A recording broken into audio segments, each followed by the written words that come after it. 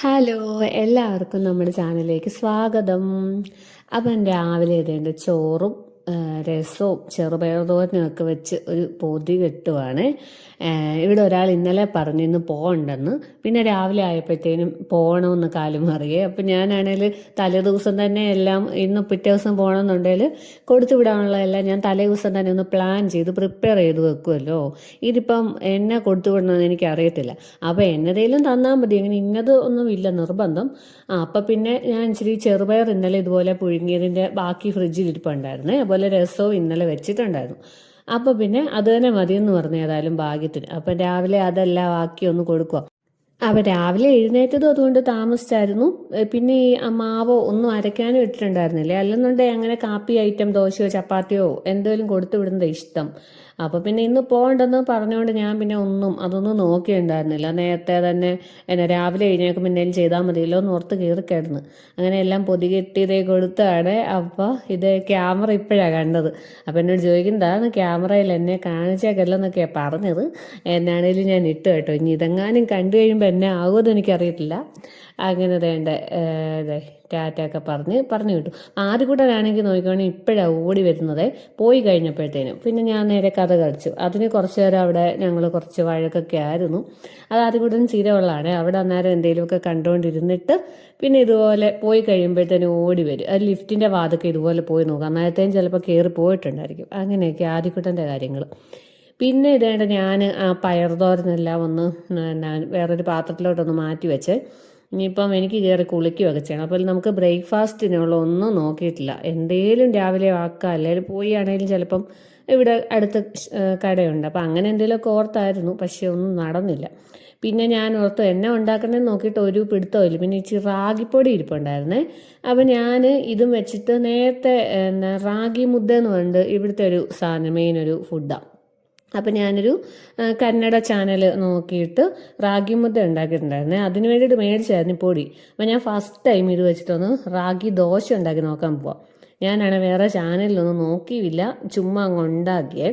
അത് പറഞ്ഞ പോലെ റാഗിപ്പൊടി, പിന്നെ ശകല ഉപ്പും, പിന്നെ കുറച്ച് തേങ്ങ ഉണ്ടായിരുന്നു, അത് ശകലം ഇരിപ്പുണ്ടായിരുന്നു ചിരണ്ടിയത്, അത് വിട്ട് കുറച്ച് വെള്ളവും കൂടെ ചേർത്ത് അങ്ങ് അരച്ചു. പക്ഷേ വെള്ളം ഇച്ചിരി കൂടിപ്പോയേ, ഒഴിച്ച വെള്ളം കൂടിപ്പോയി. ഈ റാഗിപ്പൊടിയുടെ എനിക്കങ്ങനെ അളവ് അറിയത്തില്ലായിരുന്നു വെള്ളത്തിൻ്റെ. ഞാൻ സാധാരണ നമ്മൾ ഗോതമ്പ് പൊടിക്കകത്ത് ഗോതമ്പ് ദോശയൊക്കെ ഉണ്ടാക്കുന്ന പോലെ അങ്ങ് ഒഴിച്ചതാണ്. അപ്പോൾ ഇച്ചിരി ലൂസായിപ്പോയി. പിന്നെ ഞാൻ അതിനകത്ത് കുറച്ച് പൊടിയും കൂടെ ഒക്കെ ഇട്ട് ഒന്നുകൂടെ ഒക്കെ ഒന്ന് അരച്ചെടുത്ത് അത്യാവശ്യം ഒന്ന് കുറുകിയാക്കിയിട്ടുണ്ട് മാവ്. അപ്പോൾ ഇതെൻ്റെ ഈ ഒരു പാകത്തിനായിട്ടുണ്ട്. ഇത് മതിയോ ഇല്ലയോ എന്നൊന്നും എനിക്കറിയത്തില്ലായിരുന്നു. പക്ഷേ എന്നാലും സംഭവം നല്ല അട്ടർ ഫ്ലോപ്പായി പോയിട്ടുണ്ട് കേട്ടോ. നേരെ ഞാനിത് കഴിച്ചാൽ മതിയല്ലോ എന്ന് ഓർത്ത് ഇങ്ങനെയുള്ള തേങ്ങാ ചമ്മന്തി ഒക്കെ അരയ്ക്കാൻ വേണ്ടിയിട്ട് ആക്കിയിട്ടുണ്ടായിരുന്നു.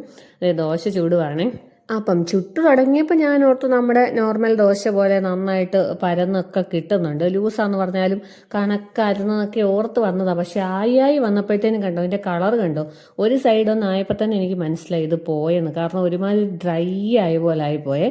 ഇനിയിപ്പോൾ ഇങ്ങനെ തന്നെയാണ് ഈ ദോശ ഇരിക്കുന്നതെന്നും എനിക്കറിയത്തില്ല. എന്നാണെങ്കിലും ഞങ്ങൾ ഇത് കഴിച്ചിട്ടുണ്ടോ ഒരുമാതിരി ഉണങ്ങി പിടിച്ച പോലെ ആയിപ്പോയി. ഞാൻ രാവിലെ ഇച്ചിരി ഹെൽത്തി ആയിട്ട് എന്നേലും ആദ്യക്കുട്ടിനും കൊടുക്കാൻ ഞാനും കഴിക്കാൻ എന്നൊക്കെ ഉള്ള ഇതിലിരുന്നതാണ്. അങ്ങനെ എന്നാണേലും അത് ഫ്ലോപ്പായി പോയ ഒറ്റ ദോശയെ ഞാൻ ചുട്ടുള്ളൂ. പിന്നെ നേരെ എന്നാണേലും ചമ്മന്തിക്കുള്ള തേങ്ങ ഞാൻ പറഞ്ഞ പോലെ ഇങ്ങനെ കൊത്തിയെടുത്ത് വെച്ചിട്ടുണ്ടായിരുന്നു. അപ്പം അതേതായാലും ഇനിയിപ്പോൾ ഇച്ചിരി ഗോതമ്പ് ദോശയാണേലും ഉണ്ടാക്കാം, എന്നേലും രാവിലെ ഉണ്ടാക്കണമല്ലോ, അപ്പോഴും ചമ്മന്തി വേണമല്ലോ.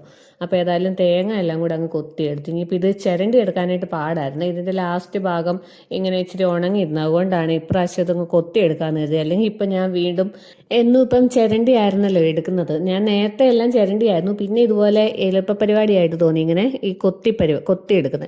അത് കഴിഞ്ഞിട്ട് വീണ്ടും ചിരണ്ടാൻ തുടങ്ങി. കാരണം അമ്മയൊക്കെ പറഞ്ഞു മിക്സിയുടെ ജാറ് പെട്ടെന്ന് ബ്ലേഡ് ഒടിഞ്ഞു പോകുന്നു. അപ്പം വെറുതെ ഇനി മിക്സി ജാറ് കളയണ്ടെന്ന് ഓർത്ത് ഞാൻ വീണ്ടും നമ്മുടെ ചിരണ്ടുന്ന പരിപാടിയാക്കിയായിരുന്നു. പക്ഷേ ഈ പറഞ്ഞ പോലെ ഈ തേങ്ങ വല്ലാണ്ട് അങ്ങ് ഡ്രൈ ആയി പോയായിരുന്നേ. ഒട്ടും നമുക്ക് ചിരണ്ടാൻ പോയാൽ അത് മൊത്തത്തോടെ എണ്ണയാണെങ്കിലും അവത്തേന് ഇങ്ങനെ തന്നെ അങ്ങ് ഊരിപ്പോരും. എനിക്കൊന്ന് ഉണങ്ങിയ തേങ്ങയായിരുന്നു തോന്നുന്നത്, അതായിരിക്കും അങ്ങനെ ആയിപ്പോകുന്നത്. അപ്പം പിന്നെ ഞാൻ എന്താണെങ്കിലും ജാറിലിട്ട് കുറച്ച് പൊട്ടുകടലയും ഒക്കെ കൂടി ഇട്ട്, പൊട്ടുകടലയും പിന്നെ ഇച്ചിരി മുളകും ഒക്കെ കൂടി ഇട്ട് അതിൻ്റെ തേങ്ങ അങ്ങനെ അരച്ച് ചമ്മന്തിയാക്കി. ഇനിയിപ്പോൾ അതൊന്ന് കടുക് വറുത്തെടുക്കണം.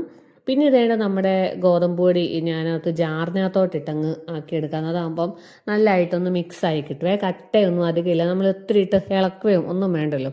ഞാൻ നേരത്തേക്ക് ഇങ്ങനെ ചെയ്യുമായിരുന്നു. പിന്നെ സത്യം പറഞ്ഞാൽ ഞാൻ മറന്നുപോയായിരുന്നു ഈ കാര്യം. പിന്നെ മാത്രമല്ല ജാറും കൂടെ എടുത്ത് പിന്നെ അതും കഴുകി വെക്കണമല്ലോ എന്നൊക്കെ ഓർത്തിട്ട് ഇത് ഞാൻ എപ്പോഴും നമ്മുടെ തവി വെച്ച് ഇളക്കും, അല്ലെ വിക്സ്ക് വെച്ച് ഇളക്കുമൊക്കെ ആയിരുന്നു.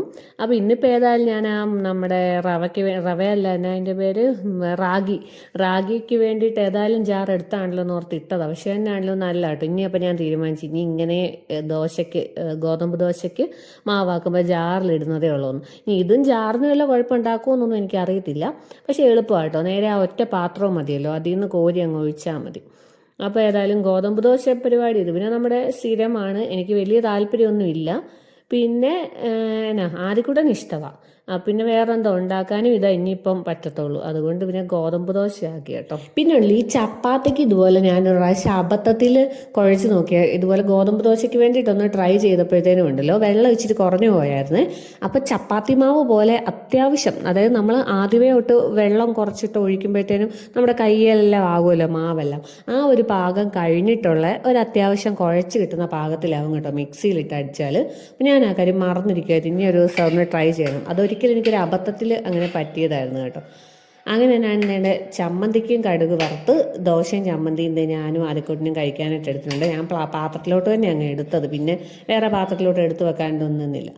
അങ്ങനെ ഞങ്ങളുടെ കഴിപ്പെല്ലാം കഴിഞ്ഞിട്ട് ഞാനും ആദ്യം കൂടെ കുറേ നേരം അവിടെ നിന്ന് ടി വി ഒക്കെ കണ്ടു, വർത്താനമൊക്കെ പറഞ്ഞ് ചുമ്മാ അങ്ങനെ ഇരുന്നിട്ട് ഞാൻ കുളിക്കാമെന്നുള്ള പ്ലാനില്ല രാവിലെ തന്നെ. ഇവിടെ ഇപ്പോൾ എല്ലാ ദിവസവും മഴക്കാറാണ്, അപ്പോഴത്തേനും മഴയൊട്ട് പെയ്യത്തുമില്ല. അപ്പോൾ ഭയങ്കര ചൂടാണ്. അങ്ങനെ എന്തായാലും ഞാനും കുളിച്ചു, ആദ്യക്കൂട്ടനെയും കുളിപ്പിച്ചു.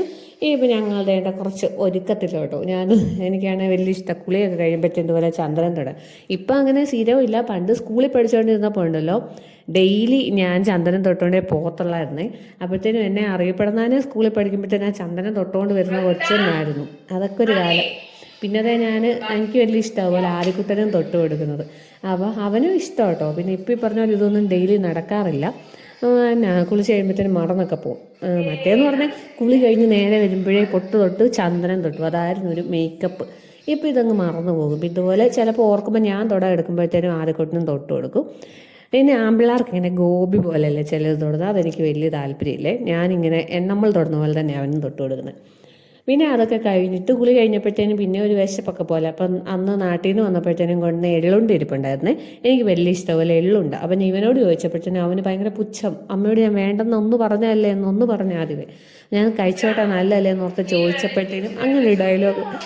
അത് കഴിഞ്ഞ് പിന്നെ ഞങ്ങൾ ചോറൊക്കെ കഴിക്കാനെടുത്തു. ചോറിനും നമ്മുടെ ചെറുപയർ, പപ്പടം, പിന്നെ രസം ഉണ്ടായിരുന്നു, അച്ചാറുണ്ടായിരുന്നു. ഈ കണ്ണിമാങ്ങ ആദ്യക്ക് വലിയ ഇഷ്ടമാണ്.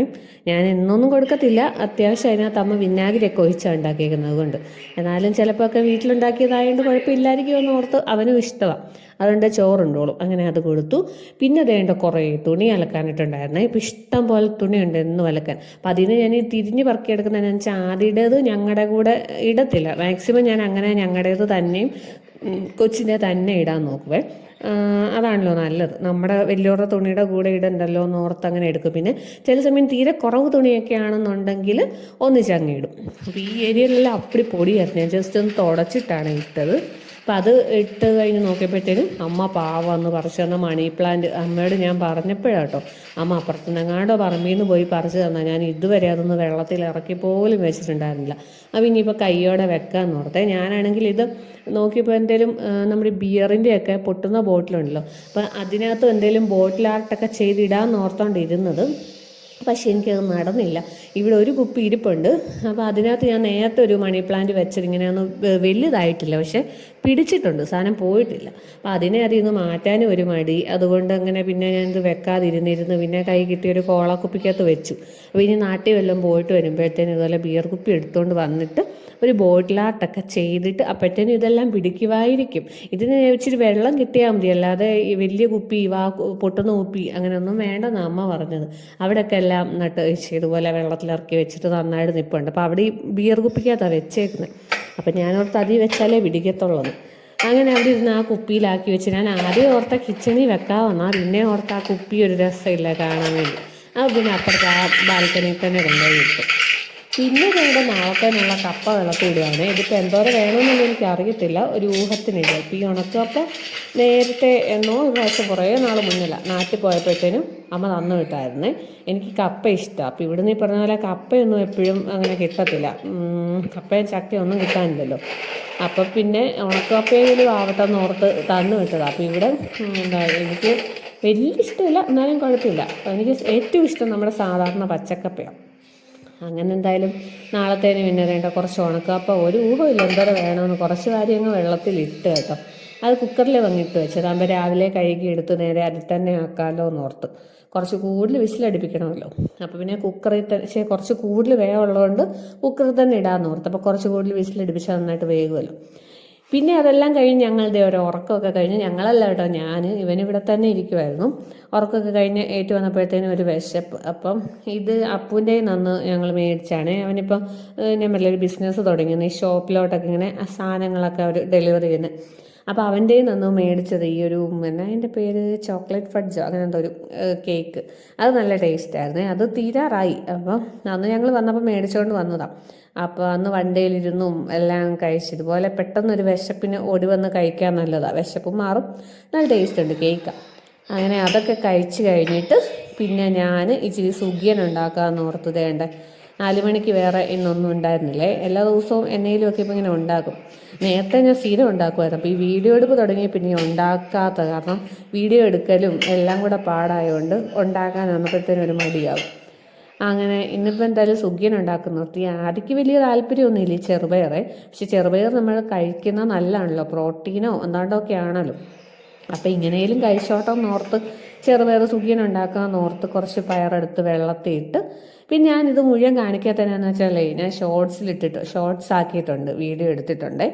അപ്പം പലഹാരം ഉണ്ടാക്കുന്നതിൻ്റെ ഒരു വീഡിയോ. അപ്പം പിന്നെ ഇതിലും കൂടെ ഒന്നിച്ച് കാണിക്കാൻ പറ്റത്തില്ലല്ലോ. അപ്പം അതുകൊണ്ട് പിന്നെ ഇത് ഫുള്ള് എങ്ങനെയാണെന്നൊന്നും കാണിക്കുന്നില്ല. പിന്നെ സുഖിയനൊക്കെ ഉണ്ടാക്കാനായിട്ട് എല്ലാവർക്കും അറിയാമല്ലോ. നമ്മുടെ പയറൊന്ന് കുക്കറിയിട്ട് വെന്തെടുത്തിട്ട് പിന്നെ ഒരു ചീനച്ചട്ടിക്കകത്തോട്ട് ഇച്ചിരി നെയ്യാണ് ഞാൻ ഒഴിച്ചത്. ഇവിടുത്തെ ആർക്കും നെയ്യ് ഇഷ്ടമില്ല, എൻ്റെ ഇഷ്ടത്തിന് ഒഴിച്ചതാണ്. കുറച്ച് നെയ്യ് ഒഴിച്ച് അതിനകത്ത് തേങ്ങാക്കൊത്തും ഉണക്കമുന്തിരിയൊക്കെ ഒന്ന് വറുത്തെടുത്തിട്ട് ആ ചട്ടിക്കകത്തോട് തന്നെ നമ്മൾ ആവശ്യത്തിനുള്ള ശർക്കരയും കുറച്ച് വെള്ളവും കൂടി ഒഴിച്ച് കുറുക്കി വരുമ്പോഴത്തേനും തേങ്ങ ചിരകിയതും ചേർത്ത് പിന്നെ പയറും എല്ലാം കൂടെ ചേർത്തൊന്ന് പയർ ഉടച്ചെടുത്ത് നമുക്കിങ്ങനെ ഉരുട്ടാൻ പാകത്തിന് ഉടച്ചെടുക്കണേ. എന്നിട്ട് അതെല്ലാം കൂടെ തണുത്ത് കഴിയുമ്പോഴത്തേനും മറ്റേ നമ്മൾ വറുത്ത് വെച്ച ഇതെല്ലാം കൂടെ ചേർത്ത് നന്നായിട്ടൊന്ന് ഉരുട്ടിയെടുക്കണം. എന്നിട്ട് നേരെ ഇതുപോലെ മൈദയുടെ മാവിനകത്തോട്ട് മിക്സ് ചെയ്തെടുത്ത് വറുത്തെടുത്താൽ മതി. അപ്പം അതിൻ്റെ ഇടയ്ക്ക് ഞങ്ങളൊന്ന് പുറത്ത് പോയിട്ടുണ്ടായിരുന്നു, ഞാനും ആദ്യക്കൊട്ടും കൂടെ കളിക്കാനായിട്ടൊക്കെ. അത് കഴിഞ്ഞ് വന്നപ്പോഴത്തേക്കും എൻ്റെ ഹസ്ബൻഡ് വന്നായിരുന്നു. അപ്പം ഇപ്പം പാല് ഹസ്ബൻഡ് വരുമ്പോഴാണ് മേടിച്ചുകൊണ്ട് വരുന്നത്. ഓഫീസിൽ നിന്ന് വരുമ്പോൾ മേടിച്ചുകൊണ്ട് വരും, മറ്റേ ഞാനായിരുന്നല്ലോ രാവിലെ മേടിക്കുന്നത്. അപ്പം ഞങ്ങൾ ചായയൊക്കെ എടുത്തു. അപ്പം നെക്സ്റ്റ് വീഡിയോ കാണാം.